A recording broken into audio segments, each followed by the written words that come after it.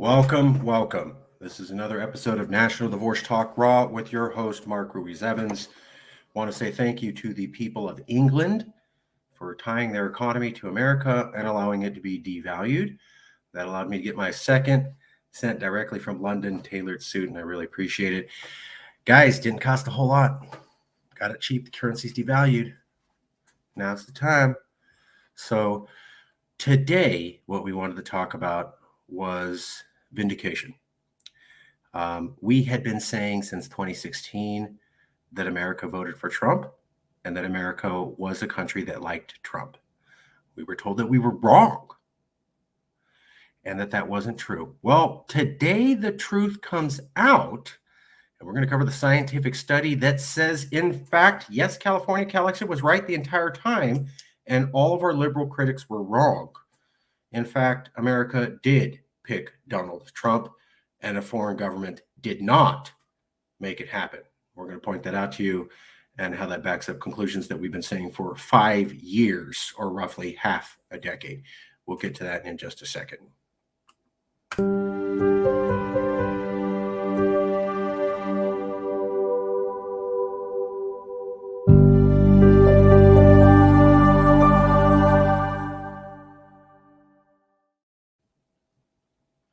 Well, there's a new study that came out recently this week. It was announced by Washington Post. Washington Post is not Fox News. It's a liberal newspaper. And what it said was, actually, everything we said about 2016 and Russian interference in the election was wrong. Turns out Russia effectively had no role in changing the vote. I know, not what a lot of people want to hear. Let's cover the science. And what I'd like to remind people is that we just finished 2 years of COVID. I was told by liberals, conservatives don't follow the science. They'll say, oh, I heard that study, but I don't believe it, because they're science skeptics. And that's why they're not good people. Liberals follow the science. That's what I've heard for 2 years with COVID. Let's hope that attitude continues, because the science is now saying something liberals don't want to hear. I'm a liberal, but I also don't lie for my side. Let me show you the evidence of what's going on right now. We'll go to a share screen. Wow.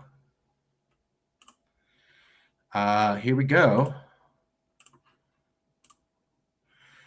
Russian trolls on Twitter had little influence on 2016 election. That's from the Washington Post, a liberal magazine. Russian trolls on Twitter had little influence in the 2016 election. Let me show you that again. Washington Post came out recently, not a conservative magazine. Other people covering it, obviously Fox News is covering it, but New York University also covered it. That's a university. And here's New York University also saying exposure to Russian Twitter campaigns in 2016 presidential race, highly concentrated, largely limited to strongly partisan Republicans. Just came out. This is a university pointing that out. No, we need to do this search. Sorry. New York University, IT World, The Intercept also is a very, very liberal newspaper. These are liberal organizations along with conservatives pointing this out. But basically, that's what the study says. Now, what they're pointing to is this study right here. This is the actual study. It came out recently by the journal Nature. So, exposure to Russian internet research agency foreign influence campaign on Twitter in 2016 U.S. election and its relationship to attitudes and voting behavior by Gregory, Eady, Tom Paskhalis, Jan Zilinsky, Richard Bonneau, Jonathan Nagler, and Joshua A. Tucker for Journal for Nature Communications, issue 62 in the year 2023. And here's what they say. There's widespread concern that foreign actors are using social media to interfere in elections worldwide. Yet data have been unavailable to investigate the links between exposure to foreign influence campaigns and political behavior. Using longitudinal survey data from U.S. respondents linked to their Twitter feeds, we can quantify the relationship between exposure to the Russian influence campaign and attitudes and voting behavior in the 2016 election. So they're going to look at what people posted on their social media before and after the Russian social media campaign, and they want to see if the information coming from the Russian media campaign influenced the things that these people said and thought and did, because if it influenced their vote, it should influence the person too, and we should see some evidence of their opinions being shifted somehow on their social media accounts. So this is the first study to look at people's social media accounts before and after the intervention of Russia and see if there was any quantifiable change using computers scanning everything. We demonstrate first that exposure to Russian disinformation account was heavily concentrated on only 1% of users. 1% of users accounted for 70% of exposures. Secondly, exposure was concentrated among users who strongly identified as Republicans. So the people who listened to the Russian information were people who were never going to vote for Hillary anyways. Third, exposure to Russian influence campaign was eclipsed by content from domestic news media and politicians. So all of Russia's influence was nothing compared to the mainstream media and the amount of money that Hillary Clinton spent on her own campaign. We find no evidence of meaningful relationships between exposure to Russian foreign influence campaigns and changes in attitudes, polarization, and voting behavior. There's a study just came out in 2023. And I want to point out that the Russian disinformation campaign, or when they said Russia hacked the election, was in 2017. So it's taken 5 years, half a decade for us to find out that what they said in the beginning of 2017 into 2016 was completely wrong and false.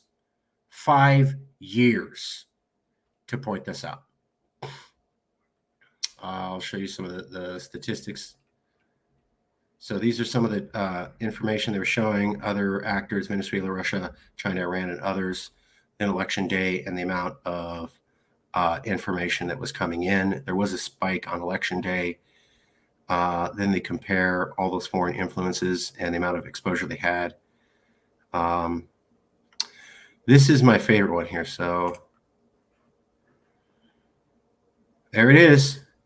News media exposure on election day, November 16th, in red. Politicians in yellow. Russian influence in black. So see the Russian influence and how it barely showing up on November 16th with the black lines, and then the politicians are like 20 times larger, and then the media is like 30 to 100 times larger. That's the actual amount of exposure. And what this is showing is this tiny amount of information produced by the Russians was 1% effective for only conservatives. So that's basically the story. It never happened. We were told Russia hacked the election, Russia rigged the election. No more than 1%. So that's, and this is showing it was mostly with Republicans. But the real chart is this one right here that shows the relative impact of Russian influence versus politicians versus media. So there is the research publication that says that. And before you doubt this, let me point out, Nature is one of the oldest scholarly journals on Earth. It was the most cited scientific journal by the Science Edition in 2019. It has a claimed online readership of about 3 million users per month. There's 2 scientific journals that go back to about basically the mid-1800s, and Nature is one of them. It is one of the most premier and oldest and most respected and most thought of scientific publications ever created by human beings and still in existence.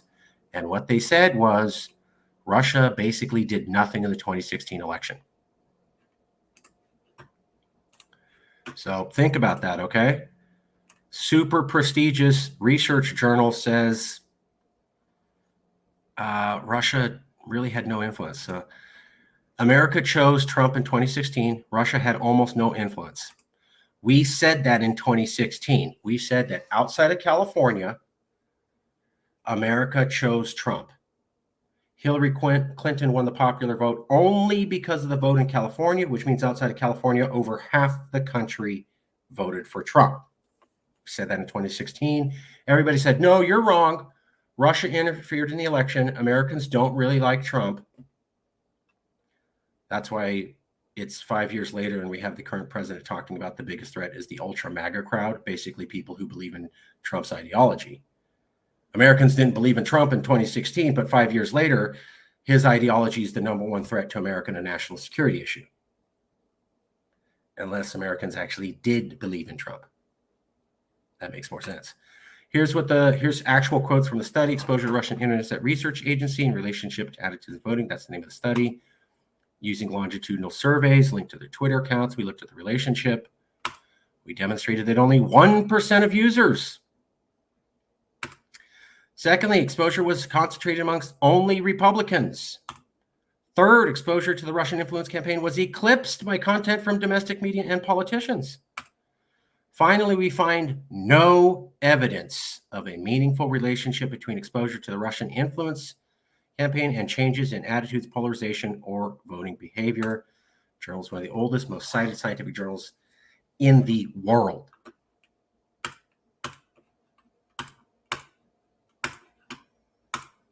Now, we've been saying this. So Hillary Clinton,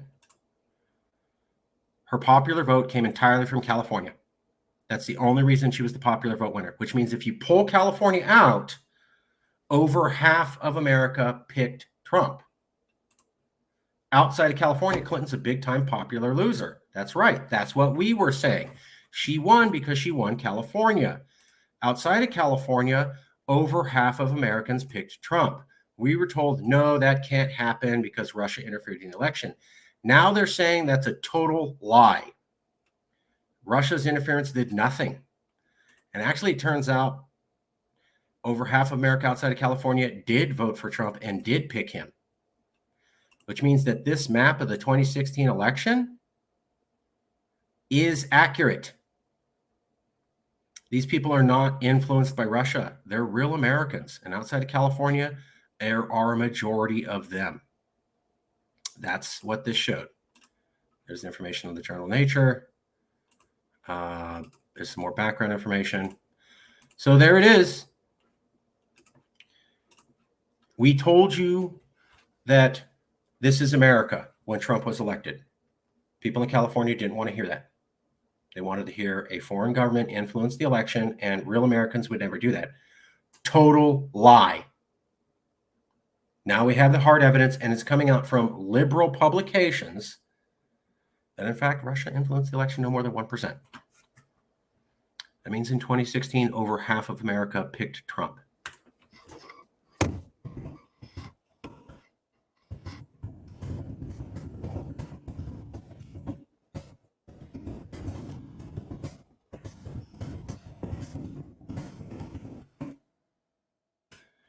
In 2016, over half of America picked Trump outside of California. These are your fellow Americans.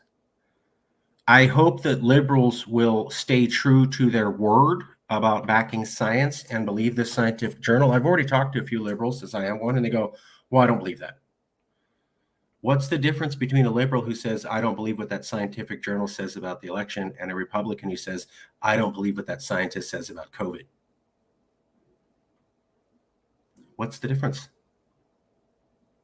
Something to think about. We told you this 5 years ago. Everybody said we were wrong. We were 100% correct, and everybody else was wrong. That keeps happening.